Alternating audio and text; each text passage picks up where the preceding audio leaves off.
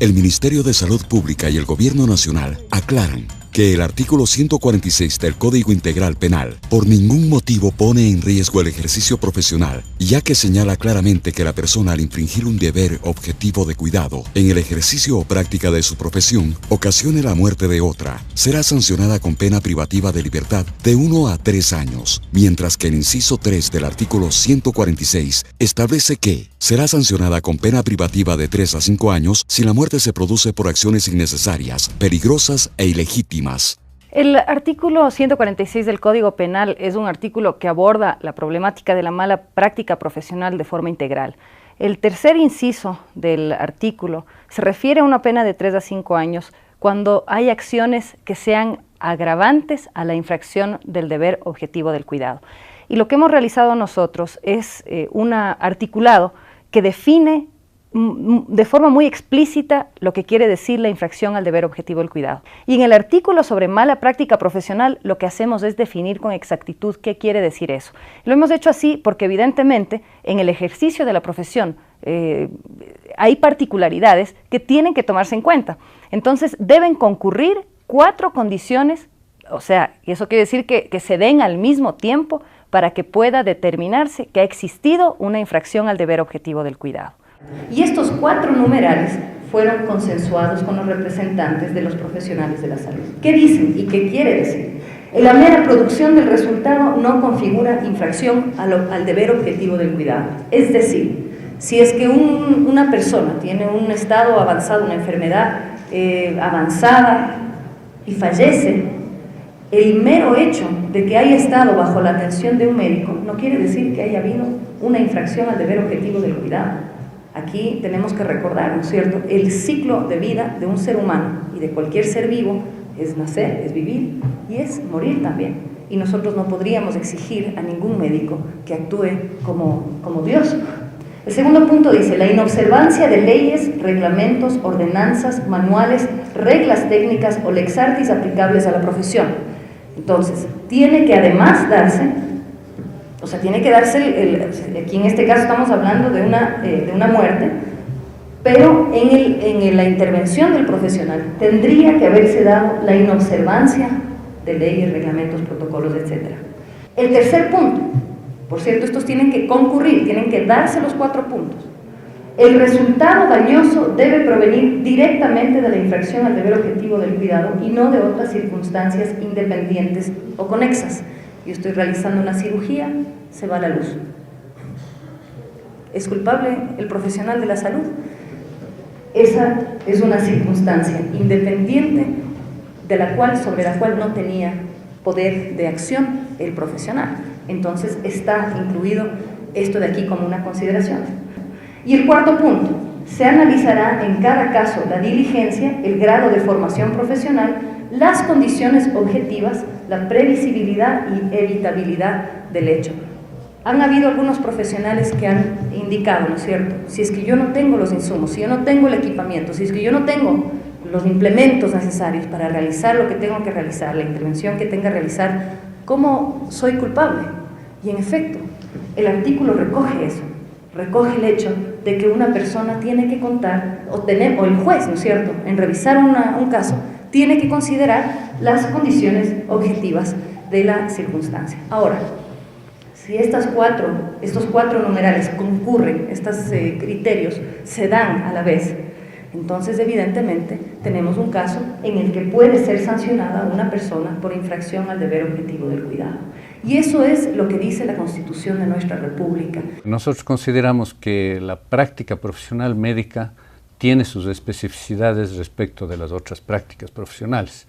Los médicos están lidiando todos los días con la vida y la muerte de sus pacientes, de manera que había que reconocer alguna cuestión específica de la práctica médica profesional, y es en ese sentido que consideramos que nosotros hemos conseguido un equilibrio en el artículo 146, que reconozca y acoja las inquietudes de la ciudadanía, porque ha habido históricamente impunidad por mala práctica profesional. El artículo 146 no tiene como fin la criminalización de la práctica médica, ya que no toda muerte es homicidio y no todo proceso judicial significa el encarcelamiento de los involucrados. el Código Penal actual sanciona los homicidios culposos, sin los homicidios inintencionales. Desde esta perspectiva, las acciones de mala práctica profesional entrarían dentro de ese marco de sanción que va de 3 a 5 años. Y justamente el COIP también tiene los homicidios culposos de 3 a 5 años.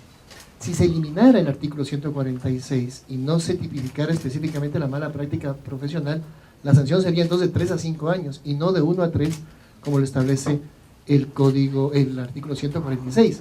Por lo tanto, más bien es un avance en la protección de los profesionales, sin dejar tampoco en la impunidad malas prácticas profesionales que han causado la muerte de una persona habiendo infringido el deber objetivo de cuidado y todos los condicionamientos del artículo 146. Si no hubiesen todos esos condicionamientos del artículo 146, se aplicaría el 145, es decir, homicidio culposo inintencional de 3 a 5 años. Por lo tanto, el 146 representa un avance en relación al código actual, porque ya no solamente se habla de imprudencia, sino de todos los condicionamientos establecidos en el artículo 146. Insisto, el 145 del COIP también sanciona el homicidio inintencional, pero pone una serie de condicionamientos en el 146 cuando se trata de una práctica profesional donde la sanción es menor. Y pone un agravante muy claro cuando se conjugan una serie de condicionamientos extremadamente excepcionales, pero que no se pueden leer malintencionadamente de manera aislada. El tercer inciso del artículo 146 constituye un delito aparte, como que fuera algo que puede leerse por fuera del artículo 146.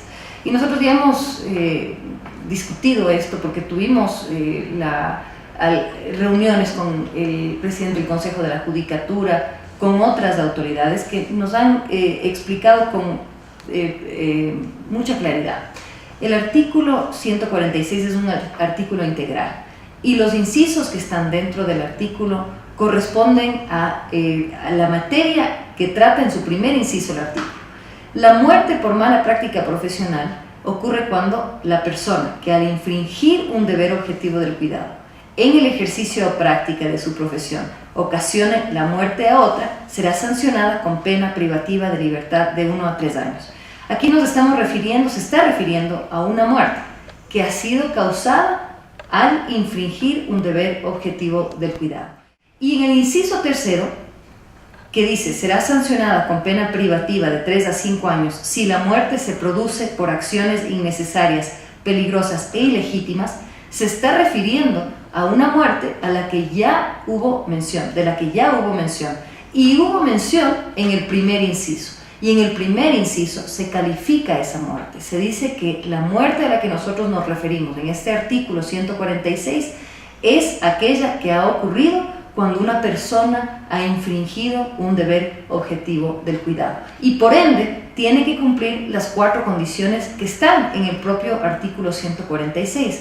Así que de ninguna manera puede entenderse el tercer inciso por fuera del artículo 146.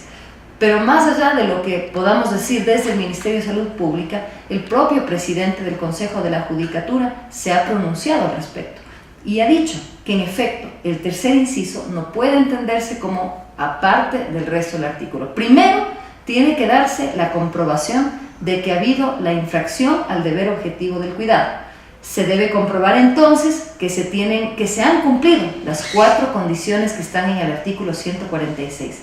Y adicionalmente, que hay algún agravante a la infracción al deber objetivo del cuidado que se produzca por acciones innecesarias, peligrosas e ilegítimas, que se den esas 3 condiciones adicionales.